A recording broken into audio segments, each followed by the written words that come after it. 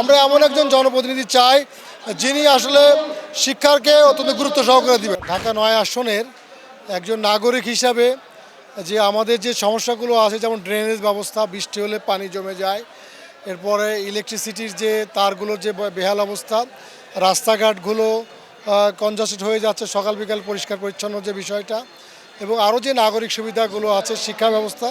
আমি একজন শিক্ষাবিদ হিসাবে এই এলাকার লোক অত্যন্ত দরিদ্র, এবং এই এলাকার সবচেয়ে বড় কলেজ খিলগাঁও মডেল বিশ্ববিদ্যালয় কলেজ।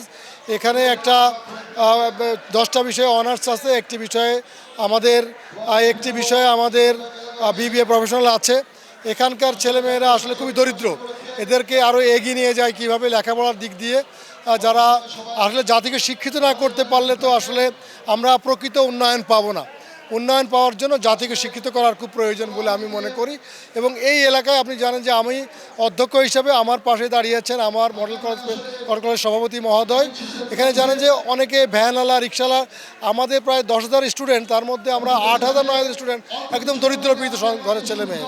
সুতরাং এদেরকে যাতে শিক্ষিত করা হয় এবং শিক্ষার মানটা যাতে ভালো হয় এবং সেদিকে খেয়াল রাখবে।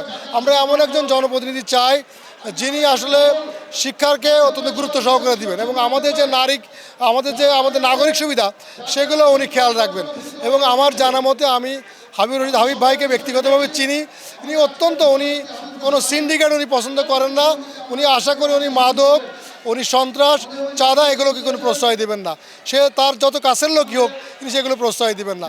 এর জন্য আমি প্রত্যাশা করি যে আগামী দিনটা আমাদের ভবিষ্যৎটা ভালো হবে। এবং আমরা দীর্ঘদিন ভোট দিতে পারি নাই, আমাদের নাগরিক সবচেয়ে মৌলিক অধিকার থেকে আমরা বলছিলাম। মানুষ মুখিয়ে আছে যারা সুন্দর পরিবেশে ভোট দেবে, এবং আমি দেশের কোথায় কী আছে বলতে পারবো না।